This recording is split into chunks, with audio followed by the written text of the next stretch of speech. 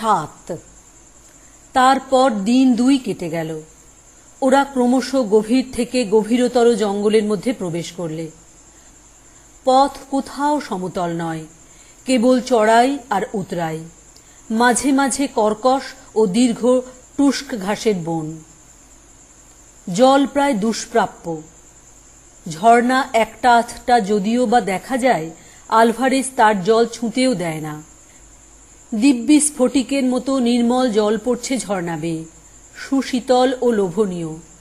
তৃষ্ণার্ত লোকের পক্ষে সে লোভ সংবরণ করা বড়ই কঠিন, কিন্তু আলভারেজ জলের বদলে ঠান্ডা চা খাওয়াবে, তবু জল খেতে দেবে না। জলের তৃষ্ণা ঠান্ডা চায়ে দূর হয় না। তৃষ্ণার কষ্টই সবচেয়ে বেশি কষ্ট বলে মনে হচ্ছিল শঙ্করের। এক জায়গায় টুস্ক ঘাসের বন বেজায় ঘন, তবে উপরে ওদের চারধার ঘিরে সেদিন কুয়াশাও খুব গভীর। হঠাৎ বেলা উঠলে নিচের কুয়াশা সরে গেল। সামনে চেয়ে শঙ্করের মনে হলো খুব বড় একটা চড়াই তাদের পথ আগলে দাঁড়িয়ে। কত উঁচু সেটা তা জানা সম্ভব নয়, কারণ নিবিড় কুয়াশা কিংবা মেঘে তার উপরের দিকটা সম্পূর্ণরূপে আবৃত। আলভারেজ বললে, রিক্টার্সভেল্ডের আসল রেঞ্জ। শঙ্কর বললে, এটা পার হওয়া কি দরকার? আলভারেজ বললে, এজন্যে দরকার যে সেবার আমি আর জিম দক্ষিণ দিক থেকে এসেছিলুম এই পর্বতশ্রেণীর পাদমূলে, কিন্তু আসল রেঞ্জ পার হইনি। যে নদীর ধারে হলদে হিরে পাওয়া গিয়েছিল তার গতি পূব থেকে পশ্চিমে, এবার আমরা যাচ্ছি উত্তর থেকে দক্ষিণে। সুতরাং পর্বত পার হয়ে ওপারে না গেলে কি করে সেই নদীটার ঠিকানা করতে পারি? শঙ্কর বললে, আজ যেরকম কুয়াশা হয়েছে দেখতে পাচ্ছি, তাতে একটু অপেক্ষা করা যাক না কেন? আর একটু বেলা বাড়ুক। তাঁবু ফেলে আহারাদি সম্পন্ন করা হলো। বেলা বাড়লেও কুয়াশা তেমন কাটল না। শঙ্কর ঘুমিয়ে পড়ল তাঁবুর মধ্যে। ঘুম যখন ভাঙল, বেলা তখন নেই। চোখ মুছতে মুছতে তাঁবুর বাইরে এসে সে দেখলে আলভারেজ চিন্তিত মুখে ম্যাপ খুলে বসে আছে। শঙ্করকে দেখে বলে, শঙ্কর, আমাদের এখনো অনেক ভুগতে হবে, সামনে চেয়ে দেখো। আলভারেজের কথার সঙ্গে সঙ্গে সামনের দিকে চাইতেই একটা গম্ভীর দৃশ্য শঙ্করের চোখে পড়ল। কুয়াশা কখন কেটে গেছে, তার সামনে বিশাল রিক্টার্সভেল্ডের পর্বতের প্রধান থাক ধাপে ধাপে উঠে মনে হয় যেন আকাশে গিয়ে ঠেকেছে। পাহাড়ের কোটিদেশ নিবিড় বিদ্যুৎগর্ভ মেঘপুঞ্জে আবৃত, কিন্তু উচ্চতম শিখরাজি অস্তমান সূর্যের রঙিন আলোয় দেবলোকের কনক দেউলের মতো বহুদূর নীল শূন্যে মাথা তুলে দাঁড়িয়ে। কিন্তু সামনের পর্বতাংশ সম্পূর্ণ দুরারোহ, শুধুই খাড়া খাড়া উত্তুঙ্গ শৃঙ্গ, কোথাও একটু ঢালু নেই। আলভারেজ বললে, এখান থেকে পাহাড়ে ওঠা সম্ভব নয় শঙ্কর, দেখেই বুঝেছ নিশ্চয়। পাহাড়ের কোলে কোলে পশ্চিম দিকে চলো, যেখানে ঢালু এবং নিচু পাবো সেখান দিয়েই পাহাড় পার হতে হবে। কিন্তু এই 150 মাইল লম্বা পর্বতশ্রেণীর মধ্যে কোথায় সেরকম জায়গা আছে, এই খুঁজতেই তো 1 মাসের উপর যাবে দেখছি। কিন্তু দিন 5-6 পশ্চিম দিকে যাওয়ার পর এমন একটা জায়গা পাওয়া গেল যেখানে পর্বতের গা বেশ ঢালু, যেখান দিয়ে পর্বতে ওঠা চলতে পারে। পরদিন খুব সকাল হতে পর্বতারোহণ শুরু হলো। শঙ্করের ঘড়িতে তখন বেলা 6:30। 8:30 বাজতে না বাজতে শঙ্কর আর চলতে পারে না। যে জায়গাটা দিয়ে তারা উঠছে সেখানে পর্বতের খাড়াই 4 মাইলের মধ্যে উঠেছে 6000 ফুট। সুতরাং পথটা ঢালু হলেও কি ভীষণ দুরারোহ তা সহজেই বোঝা যাবে। তাছাড়া যতই উপরে উঠছে অরণ্য ততই নিবিড়তর, ঘন অন্ধকার চারিদিকে। বেলা হয়েছে, রোদ উঠেছে, অথচ সূর্যের আলো ঢোকেনি জঙ্গলের মধ্যে। আকাশই চোখে পড়ে না, তাই সূর্যের আলো। পথ বলে কোনো জিনিস নেই, চোখের সামনে শুধুই গাছের গুঁড়ি যেন ধাপে ধাপে আকাশের দিকে উঠে চলেছে। কোথা থেকে জল পড়ছে কে জানে। পায়ের নিচের প্রস্তর আর্দ্র ও পিচ্ছিল, প্রায় সর্বত্রই শ্যাওলা ধরা। পা পিছলে গেলে গড়িয়ে নিচের দিকে বহুদূর চলে গিয়ে তীক্ষ্ণ শিলাখণ্ডে আহত হতে হবে। শঙ্কর বা আলভারেজ কারো মুখে কথা নেই। উত্তুঙ্গ পথে উঠবার কষ্টে দুজনেই অবসন্ন। দুজনেরই ঘন ঘন নিঃশ্বাস পড়ছে। শঙ্করের কষ্ট আরও বেশি। বাংলার সমতল ভূমিতে আজন্ম মানুষ হয়েছে, পাহাড়ে ওঠার অভ্যাসই নেই কখনো। শঙ্কর ভাবছে আলভারেজ কখন বিশ্রাম করতে বলবে। সে আর উঠতে পারছে না। কিন্তু যদি সে মরেও যায়, এ কথা আলভারেজকে সে কখনোই বলবে না যে সে আর পারছে না। হয়তো তাতে আলভারেজ ভাববে ইস্ট ইন্ডিজের মানুষগুলো দেখছি নিতান্তই অপদার্থ। এই মহাদুর্গম পর্বত ও অরণ্যে সে ভারতের প্রতিনিধি। এমন কোনো কাজ সে করতে পারে না যাতে তার মাতৃভূমির মুখ ছোট হয়ে যায়। বড় চমৎকার বন, যেন পরীর রাজ্য। মাঝে মাঝে ছোটখাটো ঝর্ণা যেন বনের মধ্যে দিয়ে খুব উপর থেকে নিচে নেমে যাচ্ছে।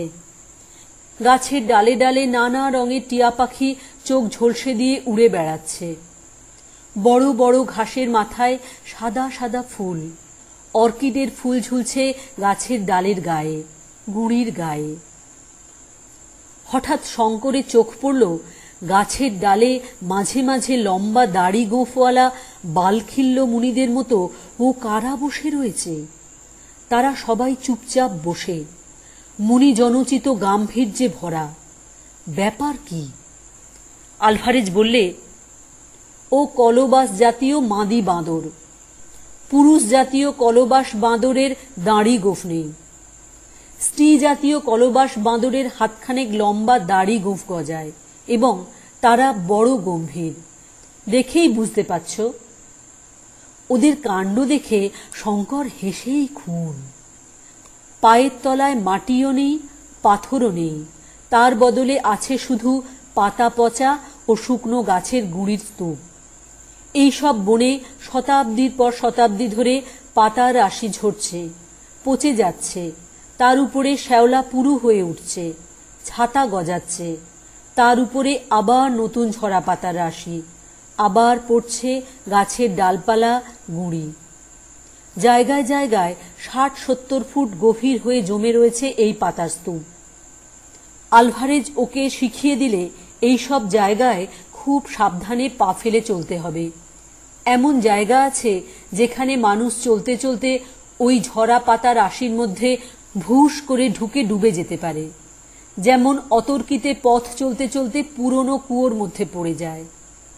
উদ্ধার করা সম্ভব না হলে সেসব ক্ষেত্রে নিঃশ্বাস বন্ধ হয়ে মৃত্যু অনিবার্য। শঙ্কর বললে, পথের গাছপালা না কাটলে তো আর ওঠা যাচ্ছে না, বড় ঘন হয়ে উঠছে। খুরের মতো ধারালো চওড়া এলিফ্যান্ট ঘাসের বন, যেন রোমান যুগের দ্বিধার তলোয়ার। তার মধ্যে দিয়ে যাবার সময় দুজনের কেউই নিরাপদ বলে ভাবছে না নিজেকে। দুহাত তফাতে কি আছে দেখা যায় না যখন, তখন সব রকম বিপদের সম্ভাবনাই তো রয়েছে। বাঘ, সিংহ বা বিষাক্ত সাপ কোনোটাই থাকা বিচিত্র নয়। শঙ্কর লক্ষ্য করছে মাঝে মাঝে ডুগডুগি বা ঢোল বাজানোর মতো একটা শব্দ হচ্ছে কোথায় যেন বনের মধ্যে। কোনো অসভ্য জাতির লোক ঢোল বাজাচ্ছে নাকি? আলভারেজকে সে জিজ্ঞেস করলে। আলভারেজ বললে, ঢোল নয়, বড় বেবুন কিংবা বন মানুষ বুক চাপড়ে ওই রকম শব্দ করে।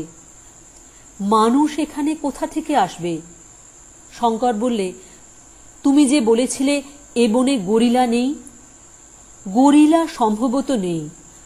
আফ্রিকার মধ্যে বেলজিয়ান কঙ্গোর কিছু অঞ্চল, রাওয়েঞ্জির আল্পস বা ভিরুঙ্গা আগ্নেয় পর্বতের অরণ্য ছাড়া অন্য কোথাও গরিলা আছে বলে তো জানা নেই। গরিলা ছাড়াও অন্য ধরনের বনমানুষ বুক চাপড়ে ওরকম আওয়াজ করতে পারে। ওরা ৪৫০০ ফুটের উপরে উঠেছে। সেদিনের মতো সেখানেই রাত্রির বিশ্রামের জন্য তাঁবু ফেলা হলো। একটা বিশাল সত্যিকার ট্রপিক্যাল অরণ্যে রাত্রিকালীন শব্দ এত বিচিত্র ধরনের ও এত ভীতিজনক যে সারা রাত শঙ্কর চোখের পাতা বোঝাতে পারলে না। শুধু ভয় নয়, ভয় মিশ্রিত একটা বিস্ময়। কত রকমের শব্দ, হায়নার হাসি, কলবাস বানরের কর্কশ চিৎকার, বন মানুষের বুক চাপড়ানোর আওয়াজ, বাঘের ডাক। প্রাকৃতিক এই বিরাট নিজস্ব পশুশালায় রাত্রে কেউ ঘুমায় না। সমস্ত অরণ্যটা এই গভীর রাত্রে যেন হঠাৎ ক্ষেপে উঠেছে। বছর কয়েক আগে খুব বড় একটা সার্কাসের দল এসে ওদের স্কুল বোর্ডিংয়ের পাশের মাঠে তাঁবু ফেলেছিল। তাদের জানোয়ারদের চিৎকারে বোর্ডিংয়ের ছেলেরা রাত্রে ঘুমোতে পারত না। শঙ্করের সেই কথা এখন মনে পড়ল। কিন্তু এসবের চেয়েও মধ্যরাত্রে একদল বনহস্তির বৃংহিত তাঁবুর অত্যন্ত নিকটে শুনে শঙ্কর এমন ভয় পেয়ে গেল যে আলভারেজকে তাড়াতাড়ি ঘুম থেকে ওঠালে। আলভারেজ বললে, আগুন জ্বলছে তাঁবুর বাইরে, কোনো ভয় নেই, ওরা ঘেঁষবে না এদিকে। সকালে উঠে আবার উপরে ওঠা শুরু। উঠছে উঠছে, মাইলের পর মাইল বুনো বাঁশের জঙ্গল, তার তলায় বুনো আদা। ওদের পথের 100 হাতের মধ্যে বাঁদিকের বাঁশবনের তলা দিয়ে একটা প্রকাণ্ড হস্তিজুথ কচি বাঁশের কোড় মড়মড় করে ভাঙতে ভাঙতে চলে গেল। 5000 ফুটের উপরে কত কি বুনো ফুলের মেলা। টকটকে লাল ইরিত্রিনা প্রকাণ্ড গাছে ফুটেছে। পুষ্পিত ইপোমিয়া লতার ফুল দেখতে ঠিক বাংলাদেশের বনকলমি ফুলের মতো, কিন্তু রংটা অত গাঢ় বেগুনি নয়। সাদা ভেরোনিকা ঘন সুগন্ধে বাতাসকে ভারাক্রান্ত করেছে। বন্য কফির ফুল, রঙিন বেগোনিয়া, মেঘের রাজ্যে ফুলের বন। মাঝে মাঝে সাদা বেলুনের মতো মেঘপুঞ্জ গাছপালার মগডালে এসে আটকাচ্ছে, কখনো বা আরো নেমে এসে ভেরোনিকার বন ভিজিয়ে দিয়ে যাচ্ছে। 7500 ফুটের উপর থেকে বনের প্রকৃতি একেবারে বদলে গেল। এই পর্যন্ত উঠতে ওদের আরো 2 দিন লেগেছে। আর অসহ্য কষ্ট, কোমর পিঠ ভেঙে পড়ছে। এখানে বনানীর মূর্তি বড় অদ্ভুত। প্রত্যেক গাছের গুঁড়ি ও শাখা প্রশাখা পুরু শ্যাওলায় আবৃত। প্রত্যেক ডাল থেকে শ্যাওলা ঝুলছে। সে শ্যাওলা কোথাও কোথাও এত লম্বা যে গাছ থেকে ঝুলে প্রায় মাটিতে এসে ঠেকবার মতো হয়েছে। বাতাসে সেগুলো আবার দোল খাচ্ছে। তার উপর কোথাও সূর্যের আলো নেই, সব সময় যেন গোধূলি। আর সবটা ঘিরে বিরাজ করছে এক অপার্থিব ধরনের নিস্তব্ধতা। বাতাস বইছে, তারও শব্দ নেই। পাখির কুজন নেই সে বনে, মানুষের গলা সুর নেই, কোনো জানোয়ারের ডাক নেই। যেন কোনো অন্ধকার নরকে দীর্ঘশ্মশ্রু প্রেতের দলের মধ্যে এসে পড়েছে ওরা। সেদিন অপরাহ্নে যখন আলভারেজ তাঁবু ফেলে বিশ্রাম করবার হুকুম দিলে, তখন তাঁবুর বাইরে বসে একপাত্র কফি খেতে খেতে শঙ্করের মনে হল, এ যেন সৃষ্টির আদিম যুগের অরণ্যানী। পৃথিবীর উদ্ভিদ জগৎ যখন কোনো একটা সুনির্দিষ্ট রূপ বা আকৃতি গ্রহণ করেনি, যে যুগে পৃথিবীর বুকে বিরাটকায় সরীসৃপের দল জগৎ জোড়া বন জঙ্গলে নিবিড় অন্ধকারে ঘুরে বেড়াত, সৃষ্টির সেই অতীত প্রভাতে সে যেন কোনো জাদু মন্ত্রের বলে ফিরে গিয়েছে। সন্ধ্যার পরেই সমগ্র বনানী নিবিড় অন্ধকারে আবৃত হল। তাঁবুর বাইরে ওরা আগুন করেছে। সেই আলোর মণ্ডলীর বাইরে আর কিছু দেখা যায় না। এ বনের আশ্চর্য নিস্তব্ধতা শঙ্করকে বিস্মিত করেছে। বনানীর সেই বিচিত্র নৈশ শব্দ এখানে স্তব্ধ কেন? আলভারেজ চিন্তিত মুখে ম্যাপ দেখছিল।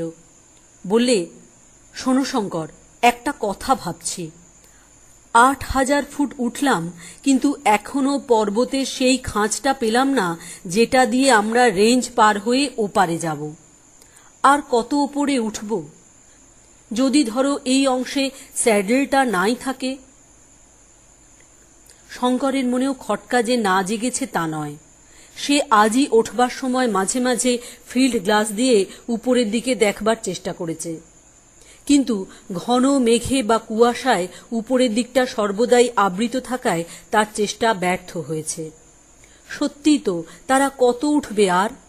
সমতল খাঁজ যদি না পাওয়া যায়, আবার নিচে নামতে হবে, আবার অন্য জায়গা বেয়ে উঠতে হবে। দফা সারা। সে বললে, ম্যাপে কি বলে? আলভারেজের মুখ দেখে মনে হলো ম্যাপের উপর সে আস্থা হারিয়েছে। বললে, এ ম্যাপ অত খুঁটিনাটি ভাবে তৈরি নয়। এ পর্বতে উঠেছে কে যে ম্যাপ তৈরি হবে? এই যে দেখছ, এখানা স্যার ফিলিপো ডি ফিলিপির তৈরি ম্যাপ, যিনি পর্তুগিজ, পশ্চিম আফ্রিকার ফার্ডিনান্ডো পো শৃঙ্গ আরোহণ করে খুব নাম করেন এবং বছর কয়েক আগে বিখ্যাত পর্বত আরোহণকারী পর্যটক ডিউক অব আব্রুৎসির অভিযানেও যিনি ছিলেন।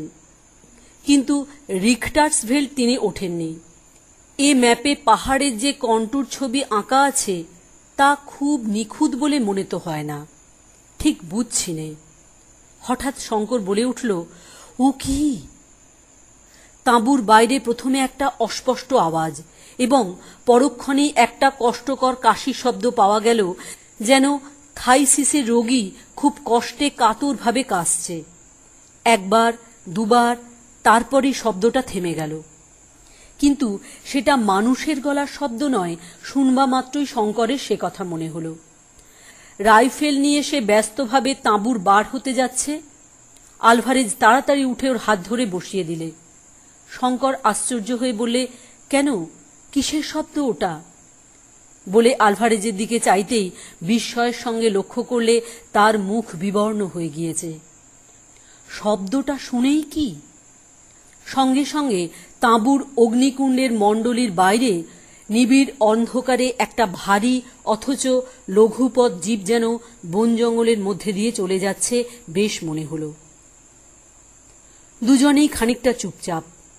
তারপরে আলভারেজ বললে, আগুনে কাঠ ফেলে দাও, বন্দুক দুটো ভরা আছে কিনা দেখো। ওর মুখের ভাব দেখে শঙ্কর ওকে আর কোনো প্রশ্ন করতে সাহস করলে না। রাত্রি কেটে গেল। পরদিন সকালে শঙ্করেরই ঘুম ভাঙল আগে। তাঁবুর বাইরে এসে কফি করবার আগুন জ্বালাতে সে তাঁবু থেকে কিছু দূরে কাঠ ভাঙতে গেল। হঠাৎ তার নজরে পড়ল ভিজে মাটির উপর একটা পায়ের দাগ।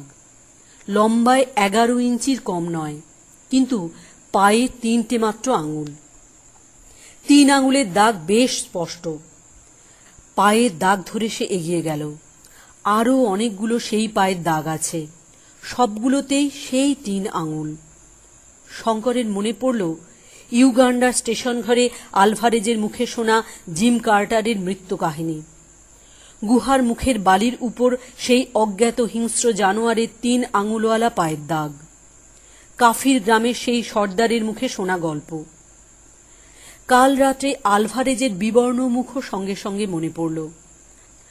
আর একদিনও আলভারেজ ঠিক এই রকমই ভয় পেয়েছিল, যেদিন পর্বতের পাদমূলে ওরা প্রথম এসে তাঁবু পাতে। বুনিপ, কাফির সর্দারের গল্পের সেই বুনিপ, রিখটার্সভেল্ড পর্বত ও অরণ্যের বিভীষিকা, যার ভয়ে শুধু অসভ্য মানুষ কেন, অন্য কোনো বন্য জন্তু পর্যন্ত এই 8000 ফুটের উপরকার বনে আসে না। কাল রাত্রে কোনো জানোয়ারের শব্দ পাওয়া যায়নি কেন, এখন তা শঙ্করের কাছে পরিষ্কার হয়ে গেল। আলভারেজ পর্যন্ত ভয়ে বিবর্ণ হয়ে উঠেছিল ওর গলার শব্দ শুনে। বোধ হয় ও শব্দের সঙ্গে আলভারেজের পূর্বে পরিচয় ঘটেছে। আলভারেজের ঘুম ভাঙতে সেদিন একটু দেরি হল। গরম কফি এবং কিছু খাদ্য গলার্ধকরণ করবার সঙ্গে সঙ্গে সে আবার সেই নির্ভীক ও দুর্ধর্ষ আলভারেজ, যে মানুষকেও ভয় করে না, শয়তানকেও না। শঙ্কর ইচ্ছে করেই আলভারেজকে ওই অজ্ঞাত জানোয়ারের পায়ের দাগটা দেখালে না। কি জানি, যদি আলভারেজ বলে বসে, এখনো পাহাড়ে স্যাডল পাওয়া গেল না, তবে নেমে যাওয়া যাক। সকালে সেদিন খুব মেঘ করে ঝমঝম করে বৃষ্টি নামল। পর্বতের ঢাল বেয়ে যেন হাজার ঝর্ণার ধারায় বৃষ্টির জল গড়িয়ে নিচে নামছে। এই বন ও পাহাড় চোখে কেমন যেন ধাঁধা লাগিয়ে দেয়। এতটা উঠেছে ওরা, কিন্তু প্রতি 1000 ফুট উপর থেকে নিচের অরণ্যের গাছপালার মাথা দেখে সেগুলিকে সমতল ভূমির অরণ্য বলে ভ্রম হচ্ছে। কাজেই প্রথমটা মনে হয় যেন কতটুকুই বা উঠেছি, এইটুকু তো। বৃষ্টি সেদিন থামল না। বেলা 10টা পর্যন্ত অপেক্ষা করে আলভারেজ উঠবার হুকুম দিলে। শঙ্কর এটা আশা করেনি। এখানে শঙ্কর কর্মী শ্বেতাঙ্গ চরিত্রের একটা দিক লক্ষ্য করলে। তার মনে হচ্ছিল, কেন এই বৃষ্টিতে মিছিমিছি বার হওয়া? একটা দিনে কি এমন হবে? বৃষ্টি মাথায় পথ চলে লাভ। অবিশ্রান্ত বৃষ্টিধারার মধ্যে ঘন অরণ্যানী ভেদ করে সেদিন ওরা সারাদিন উঠল। উঠছে উঠছে উঠছেই। শঙ্কর আর পারে না। কাপড় চোপড়, জিনিসপত্র, তাঁবু সব ভিজে একাকার। একখানা রুমাল পর্যন্ত শুকনো নেই কোথাও। শঙ্করের কেমন একটা অবসাদ এসেছে দেহে ও মনে।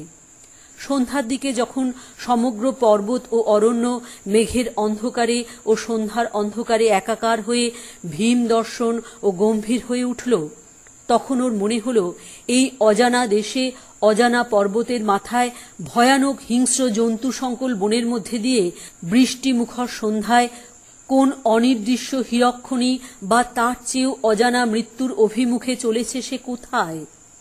আলভারেজ কে তার? তার পরামর্শে কেন সে এখানে এলো? হীরের খনিতে তার দরকার নেই। বাংলাদেশের খড়ে ছাওয়া ঘর, ছায়া ভরা শান্ত গ্রাম্য পথ, ক্ষুদ্র নদী, পরিচিত পাখিদের কাকলি, এসব যেন কত দূরের কোন অবাস্তব স্বপ্নরাজ্যের জিনিস। আফ্রিকার কোনো হিরক্ষণী সে সবের চেয়ে মূল্যবান নয়। কিন্তু তার এ ভাব কেটে গেল অনেক রাত্রে, যখন নির্মেঘ আকাশে চাঁদ উঠল।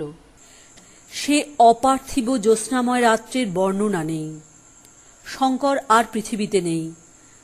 বাংলা বলে কোনো দেশ নেই। সব স্বপ্ন হয়ে গিয়েছে। সে আর কোথাও ফিরতে চায় না। হিরে চায় না, অর্থ চায় না। পৃথিবী থেকে বহু ঊর্ধ্বের এক কৌমুদী শুভ্র দেবলোকের এখন সে অধিবাসী। তার চারধারে প্রকৃতির যে সৌন্দর্য কোনো মানুষের চোখ এর আগে তা দেখেনি। সে গহন নিস্তব্ধতা এর আগে কোনো মানুষ অনুভব করেনি। জনমানবহীন বিশাল রিক্টার্সভেল্ড পর্বত ও অরণ্য এই গভীর নিশীথে মেঘলোকে আসন পেতে আপনাতে আপনি আত্মস্থ, ধ্যান স্থিমিত। পৃথিবীর মানুষের সেখানে প্রবেশ লাভের সৌভাগ্য কচিত ঘটে। সেই রাত্রে ঘুম থেকে ও ধরফড়িয়ে উঠল আলভারেজের ডাকে। আলভারেজ ডাকছে, শঙ্কর, শঙ্কর, ওঠো, বন্দুক বাগাও। কি কি? তারপর ও কান পেতে শুনলে তাঁবুর চারপাশে কে যেন ঘুরে ঘুরে বেড়াচ্ছে। তার জোরে নিঃশ্বাসের শব্দ বেশ শোনা যাচ্ছে তাঁবুর মধ্যে থেকে। চাঁদ ঢলে পড়েছে।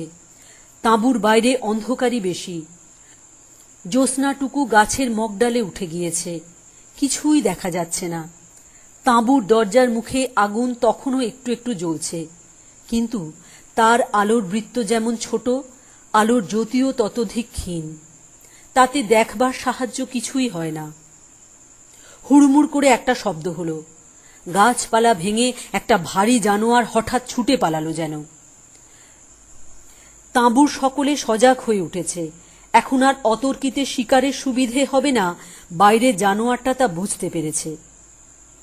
জানোয়ারটা যাই হোক না কেন, তার যেন বুদ্ধি আছে, বিচারের ক্ষমতা আছে, মস্তিষ্ক আছে। আলভারেজ রাইফেল হাতে টর্চ জেলে বাইরে গেল। শঙ্করও গেল ওর পিছনে পিছনে।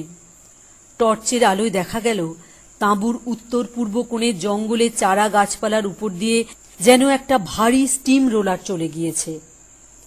আলভারেজ সেই দিকে বন্দুকের নল উঁচিয়ে বার দুই আওয়াজ করল। কোনো দিকে কোনো শব্দ পাওয়া গেল না। ফিরবার সময় তাঁবুর ঠিক দরজার মুখে আগুনের কুণ্ডের অতি নিকটেই একটা পায়ের দাগ দুজনেরই চোখে পড়ল। মাত্র 3টে আঙুলের দাগ, ভিজে মাটির উপর সুস্পষ্ট। এতে প্রমাণ হয় জানোয়ারটা আগুনকে ডরায় না। শঙ্করের মনে হল, যদি ওদের ঘুম না ভাঙত, তবে সেই অজ্ঞাত বিভীষিকাটি তাঁবুর মধ্যে ঢুকতে একটুও দ্বিধা করত না, এবং তারপরে কি ঘটত তা কল্পনা করে কোনো লাভ নেই। আলভারেজ বললে, শঙ্কর, তুমি তোমার ঘুম শেষ করো, আমি জেগে আছি। শঙ্কর বললে, না, তুমি ঘুমো আলভারেজ। আলভারেজ ক্ষীণ হাসি হেসে বললে, পাগল, তুমি জেগে কিছু করতে পারবে না শঙ্কর। ঘুমিয়ে পড়ো। ওই দেখো দূরে বিদ্যুৎ চমকাচ্ছে। আবার ঝড় বৃষ্টি আসবে। রাত শেষ হয়ে আসছে। ঘুমো। আমি বরং একটু কফি খাই। রাত ভোর হবার সঙ্গে সঙ্গে এলো মুষলধারে বৃষ্টি। সঙ্গে সঙ্গে যেমন বিদ্যুৎ তেমনি মেঘগর্জন। সে বৃষ্টি চলল সমানে সারাদিন। তার বিরাম নেই, বিশ্রাম নেই। শঙ্করের মনে হল পৃথিবীতে আজ প্রলয়ের বর্ষণ শুরু হয়েছে। প্রলয়ের দেবতা সৃষ্টি ভাসিয়ে দেবার সূচনা করেছেন বুঝি। বৃষ্টির বহর দেখে আলভারেজ পর্যন্ত দমে গিয়ে তাঁবু ওঠাবার নাম মুখে আনতে ভুলে গেল। বৃষ্টি থামল যখন, তখন বিকেল 5টা।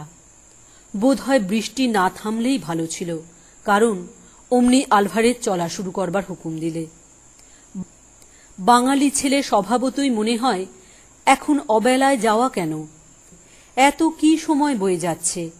কিন্তু আলভারেজের কাছে দিন রাত, বর্ষা রৌদ্র, জ্যোৎস্না, অন্ধকার সব সমান। সে রাত্রে বর্ষা স্নাত বনভূমির মধ্যে দিয়ে মেঘ ভাঙা জ্যোৎস্নার আলোয় দুজনে উঠছে। এমন সময় আলভারেজ পিছন থেকে বলে উঠল, শঙ্কর, দাঁড়াও, ওই দেখো।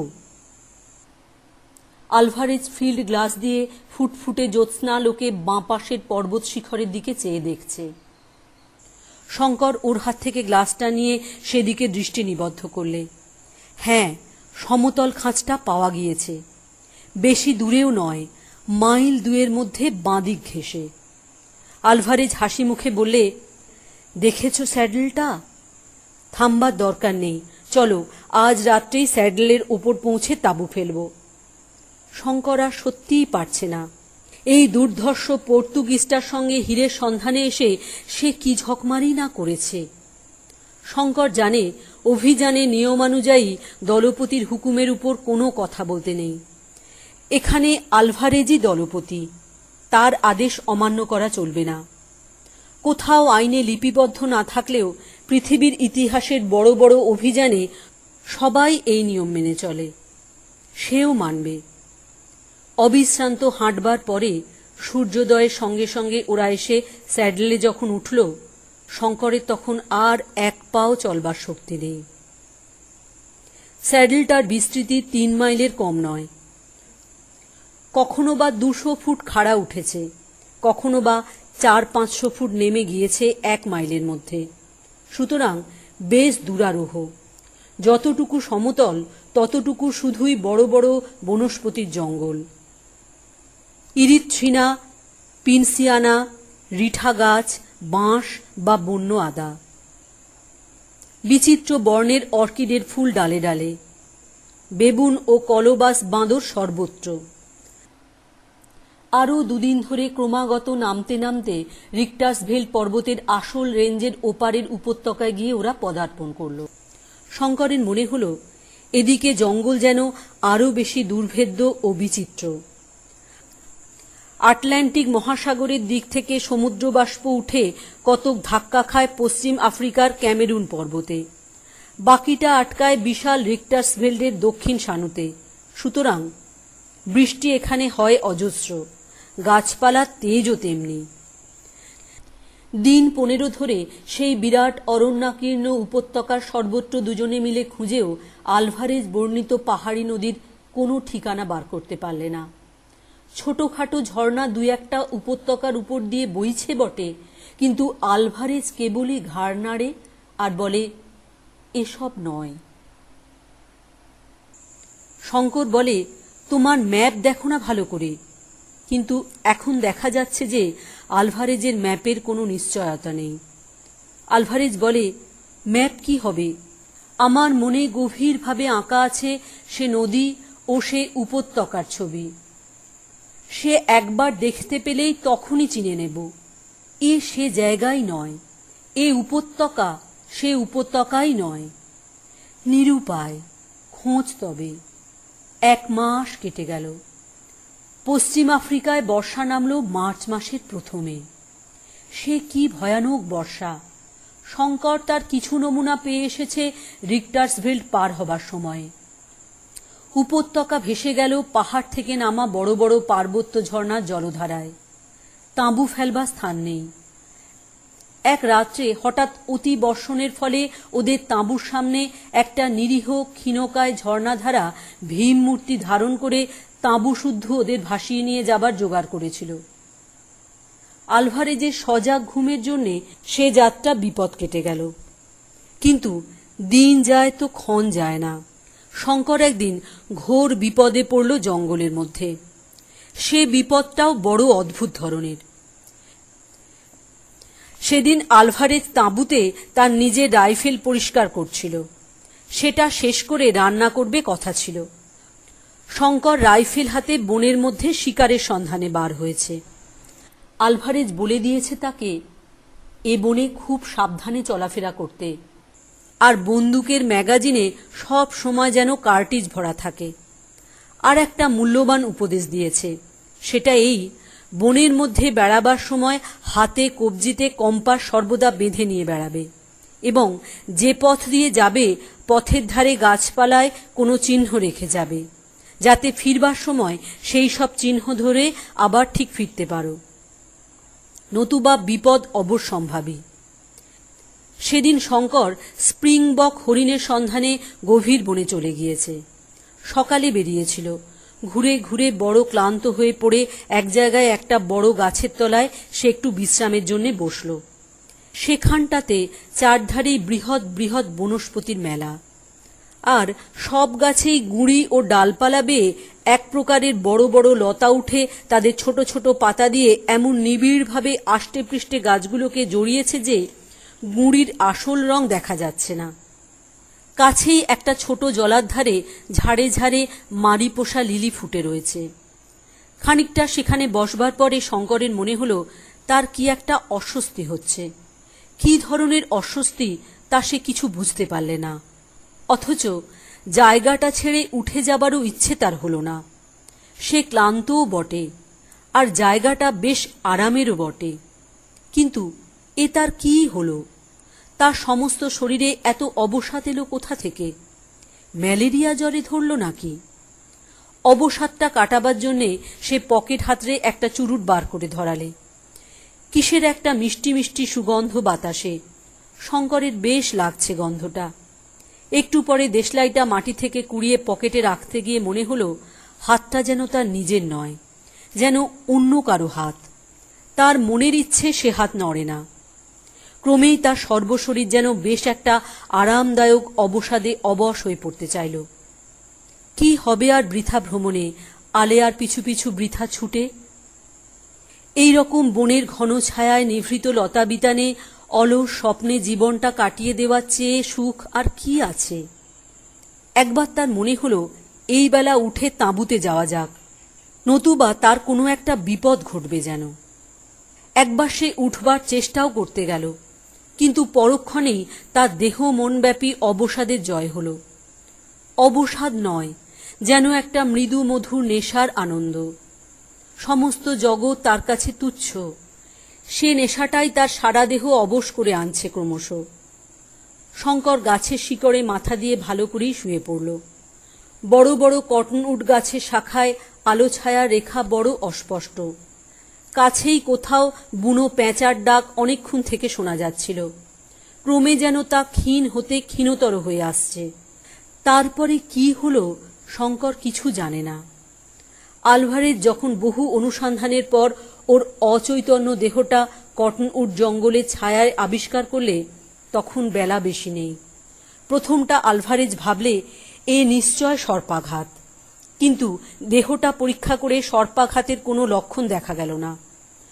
হঠাৎ মাথার উপরকার ডালপালা ও চারধারে গাছপালার দিকে নজর পড়তেই অভিজ্ঞ ভ্রমণকারী আলভারেজ ব্যাপারটা সব বুঝতে পারলে। সেখানটাতে সর্বত্র অতি মারাত্মক বিষলতার বন, যার রসে আফ্রিকার অসভ্য মানুষেরা তীরের ফলা ডুবিয়ে নেয়, যার বাতাস এমনি বেশ সুগন্ধ বহন করে, কিন্তু নিঃশ্বাসের সঙ্গে বেশি মাত্রায় গ্রহণ করলে অনেক সময় পক্ষাঘাত পর্যন্ত হতে পারে। মৃত্যু ঘটাও আশ্চর্য নয়। তাঁবুতে এসে শঙ্কর 2-3 দিন শয্যাগত হয়ে রইল। সর্বশরীর ফুলে ঢোল, মাথা যেন ফেটে যাচ্ছে, আর সর্বদাই তৃষ্ণায় গলা কাঠ। আলভারেজ বললে, যদি তোমাকে সারা রাত ওখানে থাকতে হতো তাহলে সকালবেলা তোমাকে বাঁচানো কঠিন হতো। একদিন একটা ঝর্ণার জলধারার বালুময় তীরে শঙ্কর হলদে রঙের কি দেখতে পেলে। আলভারেজ পাকা প্রসপেক্টর, সে এসে বালি ধুয়ে সোনার রেণু বার করলে, কিন্তু তাতে সে বিশেষ উৎসাহিত হল না। সোনার পরিমাণ এত কম যে মজুরি পোষাবে না। 1 টন বালি ধুয়ে আউন্স 3 সোনা হয়তো পাওয়া যেতে পারে। শঙ্কর বললে, বসে থেকে লাভ কি, তবু যা সোনা পাওয়া যায়, 3 আউন্স সোনার দামও কম নয়। সে যেটাকে অত্যন্ত অদ্ভুত জিনিস বলে মনে করছে, অভিজ্ঞ প্রসপেক্টর আলভারেজের কাছে সেটা কিছুই নয়। তাছাড়া শঙ্করের মজুরির ধারণার সঙ্গে আলভারেজের মজুরির ধারণা মিল খায় না। শেষ পর্যন্ত ও কাজ শঙ্করকে ছেড়ে দিতে হলো। ইতিমধ্যে ওরা মাসখানেক ধরে জঙ্গলে নানা অঞ্চলে বেড়ালে। আজ এখানে 2 দিন তাঁবু পাতে, সেখান থেকে আর এক জায়গায় উঠে যায়। সেখানে কিছুদিন তন্ন তন্ন করে চারধার দেখবার পরে আর এক জায়গায় উঠে যায়। সেদিন অরণ্যের একটা নূতন স্থানে পৌঁছে ওরা তাঁবু পেতেছে। শঙ্কর বন্দুক নিয়ে 2-1টা পাখি শিকার করে সন্ধ্যায় তাঁবুতে ফিরে এসে দেখলে আলভারেজ বসে চুরুট টানছে। তার মুখ দেখে মনে হলো সে উদ্বিগ্ন ও চিন্তিত। শঙ্কর বললে, আমি বলি আলভারেজ, তুমি যখন বার করতে পারলে না তখন চলো ফিরি। আলভারেজ বললে, নদীটা তো উড়ে যায়নি, এই বন পর্বতের কোনো না কোনো অঞ্চলে সেটা নিশ্চয়ই আছে। তবে আমরা বার করতে পারছি না কেন? আমাদের খোঁজ ঠিক মতো হচ্ছে না। বলো কি আলভারেজ, 6 মাস ধরে জঙ্গল চষে বেড়াচ্ছি, আবার কাকে খোঁজা বলে? আলভারেজ গম্ভীর মুখে বললে, কিন্তু মুশকিল হয়েছে কোথায় জানো শঙ্কর? তোমাকে এখনো কথাটা বলিনি, শুনলে হয়তো খুব দমে যাবে বা ভয় পাবে। আচ্ছা, তোমাকে একটা জিনিস দেখাই, এসো আমার সঙ্গে। শঙ্কর অধীর আগ্রহ ও কৌতূহলের সঙ্গে ওর পিছনে পিছনে চলল। ব্যাপারটা কি?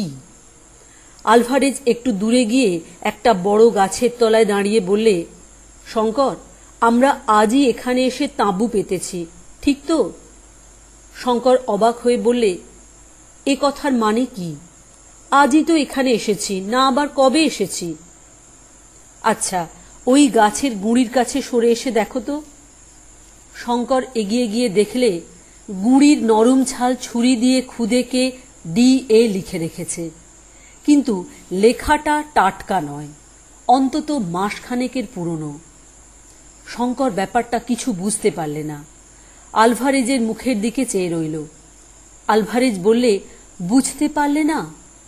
এই গাছে আমি মাসখানেক আগে আমার নামের অক্ষর 2টি খুদে রাখি। আমার মনে একটু সন্দেহ হয়, তুমি তো বুঝতে পারো না, তোমার কাছে সব বনই সমান। এর মানে এখন বুঝেছ? আমরা চক্রাকারে বনের মধ্যে ঘুরছি।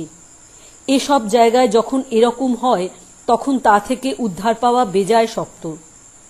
এতক্ষণে শঙ্কর বুঝলে ব্যাপারটা। বললে, তুমি বলতে চাও মাসখানেক আগে আমরা এখানে এসেছিলাম?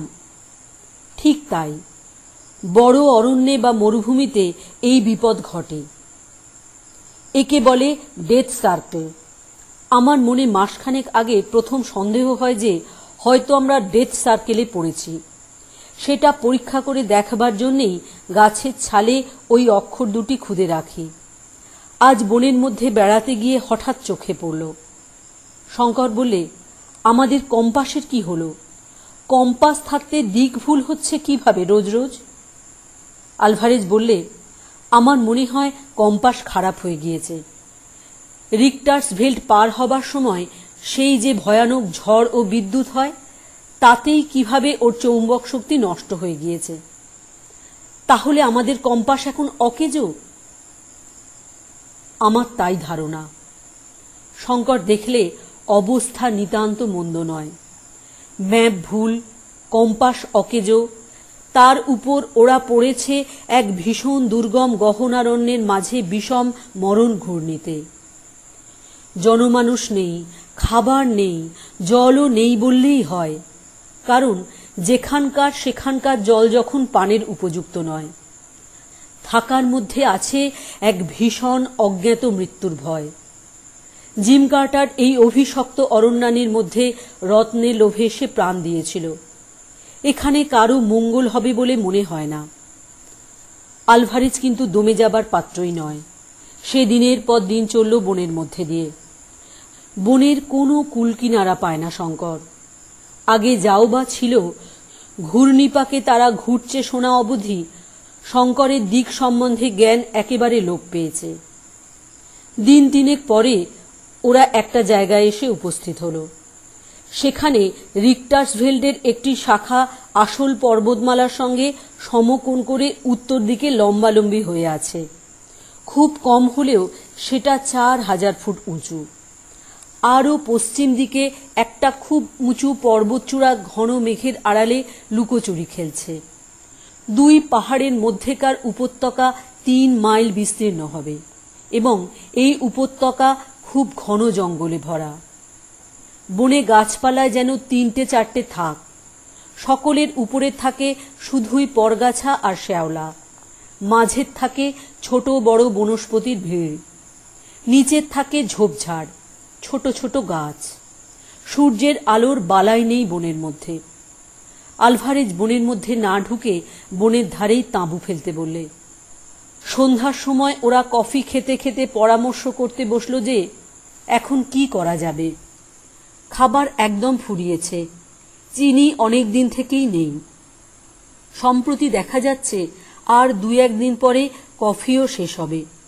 সামান্য কিছু ময়দা এখনো আছে, কিন্তু আর কিছুই নেই। ময়দা এই জন্য আছে যে ওরা ও জিনিসটা কালে ভদ্রে ব্যবহার করে। ওদের প্রধান ভরসা বন্যজন্তুর মাংস, কিন্তু সঙ্গে যখন ওদের গুলি বারুদের কারখানা নেই, তখন শিকারের ভরসাই বা চিরকাল করা যায় কি করে। কথা বলতে বলতে শঙ্কর দূরের যে পাহাড়ের চূড়াটা মেঘের আড়ালে লুকোচুরি খেলছে সেই দিকে মাঝে মাঝে চেয়ে দেখছিল। এই সময়ে অল্পক্ষণের জন্যে মেঘ সম্পূর্ণ সরে গেল। চূড়াটার অদ্ভুত চেহারা, যেন কুলফি বরফের আগার দিকটা কে এক কামড়ে খেয়ে ফেলেছে। আলভারেজ বললে, এখান থেকে দক্ষিণ পূর্ব দিকে বুলাওয়েও কি সল্টসবেরি 400 থেকে 500 মাইলের মধ্যে। 200 মাইল মরুভূমি। পশ্চিম দিকে উপকূল 300 মাইলের মধ্যে বটে, কিন্তু পর্তুগিজ পশ্চিম আফ্রিকা অতি ভীষণ দুর্গম জঙ্গলে ভরা। সুতরাং সেদিকের কথা বাদ দাও। এখন আমাদের উপায় হচ্ছে, হয় তুমি নয় আমি সল্টসবেরি কি বুলাওয়েও চলে গিয়ে টোটা ও খাবার কিনে আনি। কম্পাসও চাই। আলভারেজের মুখে এই কথাটা বড় শুভক্ষণে শঙ্কর শুনেছিল। দৈব মানুষের জীবনে যে কত কাজ করে তা মানুষে কি সবসময় বোঝে? দৈবক্রমে বুলাওয়েও ও সল্টসবেরি দুটো শহরের নাম তাদের অবস্থানের দিক ও এই জায়গাটা থেকে তাদের আনুমানিক দূরত্ব শঙ্করের কানে গেল। এরপরে সে কতবার মনে মনে আলভারেজকে ধন্যবাদ দিয়েছিল এই নাম দুটো বলবার জন্যে। কথাবার্তা সেদিন বেশি অগ্রসর হল না। দুজনে পরিশ্রান্ত ছিল। সকাল সকাল শয্যা আশ্রয় করলে।